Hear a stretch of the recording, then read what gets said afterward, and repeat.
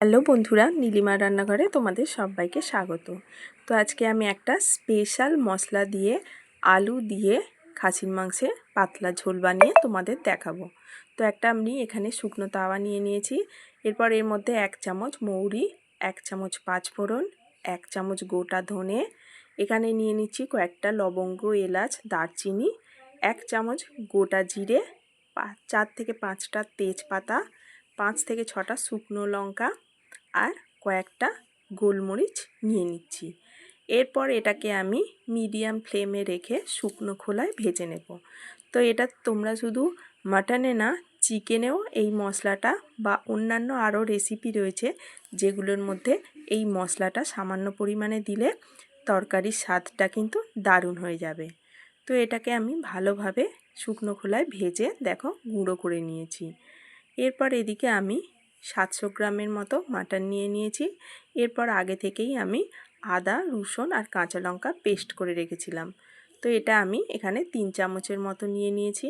তারপরে 1 চামচের মতো দিয়ে দিলাম হলুদের গুঁড়ো, 1 চামচ ধনের গুঁড়ো, হাফ চা চামচ জিরের গুঁড়ো, তারপরে কালারের জন্য দিয়ে দিচ্ছি কিছুটা পরিমাণ কাশ্মীরি লাল লঙ্কার গুঁড়ো, তারপরে দিয়ে দিচ্ছি কিছুটা গোটা গরম মশলার গুঁড়ো। এরপর এখানে আমি 50 গ্রামের মতো টক দই ফেটিয়ে রেখেছিলাম, সেটা দিয়ে দিলাম আর 1 কাপের মতো সর্ষের তেল দিয়ে দিলাম। তারপরে আমি সব কিছুকে ভালোভাবে ম্যারিনেট করে নিয়েছি। এবার এটাকে আমি ফ্রিজে আধ ঘন্টার জন্য রেখে দেব। তারপরে এদিকে কড়া গরম করতে বসিয়ে দিয়েছি আর কড়ার মধ্যে সর্ষের তেল দিয়ে দিয়েছি। তো আলুগুলো এখন ভেজে নেব। এর জন্য আমি এখানে কিছুটা পরিমাণ হলুদ আর নুন দিয়ে দিলাম যাতে আলুগুলোর মধ্যে কালার চলে আসে আর ভিতরে একটু নুন ঢুকে যায়। তো আলুগুলোকে আমি ছেঁকে তুলে নিলাম, ভাজা হয়ে গেছে আলুগুলো। এরপর ওই তেলের আরও কিছুটা তেল অ্যাড করে কিছুটা আমি চিনি দিলাম। চিনিটা এই জন্য দিলাম এতে করে এর কালারটা সুন্দর আসবে। তারপরে আমি গোটা গরম মশলা আর 2টো শুকনো লঙ্কা এখানে ফোড়ন দিয়ে দিলাম।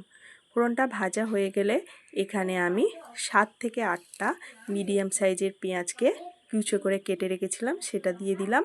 আর পেঁয়াজটা যাতে তাড়াতাড়ি সেদ্ধ হয়ে যায় বা নরম হয়ে যায় তার জন্য আমি এখানে কিছুটা পরিমাণ নুন ইউজ করলাম। তো চিনিটা দেওয়ায় দেখতেই পাচ্ছ মানে পেঁয়াজের কালারটা কত সুন্দর এসছে। এরপর আমি মাটনটা কিছুক্ষণ আগে বার করে রেখেছিলাম, তো ম্যারিনেট করা মাটনটা এর মধ্যে দিয়ে দিলাম। দিয়ে সব কিছুকে আমি একসাথে ভালো করে কষতে থাকবো। এরপর আমি এখানে কিছুটা পরিমাণ নুন ইউজ করলাম। নুনটা আমি আগে ম্যারিনেট করার সময় ইউজ করিনি, তাতে করে জলটা একটু বেশি বার হতো, সেই জন্য কিছুটা কষিয়ে নেবার পর এখানে আমি নুন ইউজ করেছি। তারপরে এটাকে আমি চাপা দিয়ে মিডিয়াম ফ্লেমে 5 মিনিটের মতো রান্না করে নিয়েছিলাম।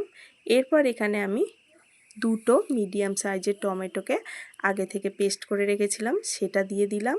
টমেটোটার কাঁচা গন্ধ চলে গেলে এটাকে আমি আবার চাপা দিয়ে কিছুক্ষণ রান্না করে নিয়েছি। তো দেখতেই পাচ্ছ জলটা এখনও পর্যন্ত বেরিয়ে চলেছে, মানে টমেটোর যে জলটা। এরপর আমি যে মশলাটা ভেজে গুঁড়ো করে রেখেছিলাম সেটা এখানে হাফ চামচ দিয়ে দিলাম। তো পরিমাণ বুঝেই কিন্তু এখানে মশলাটা ইউজ করতে হবে। এরপরে দেখো মশলাটা কিন্তু ভালোভাবে কষানো হয়ে গেছে আর মশলা থেকে তেল ছাড়তেও শুরু করে দিয়েছে। তারপর এটাকে আমি প্রেসার কুকারের মধ্যে দিয়ে কয়েকটা সিটি তুলে নেব।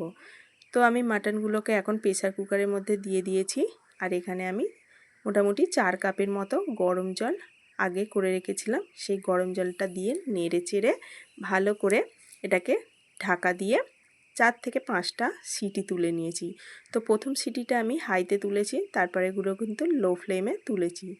তো মাটনটা পুরোপুরি একদম সেদ্ধ হয়ে গেছে, একদম রেডি হয়ে গেছে। সব শেষে এর মধ্যে আমি একটু ধনেপাতা কুচিয়ে দিয়ে কিছুক্ষণের জন্য রেখে দিয়েছিলাম। তারপরে তোমাদের সামনে পরিবেশন করে দেখাচ্ছি। তো এইভাবে একবার বানিয়ে খেয়ে দেখ।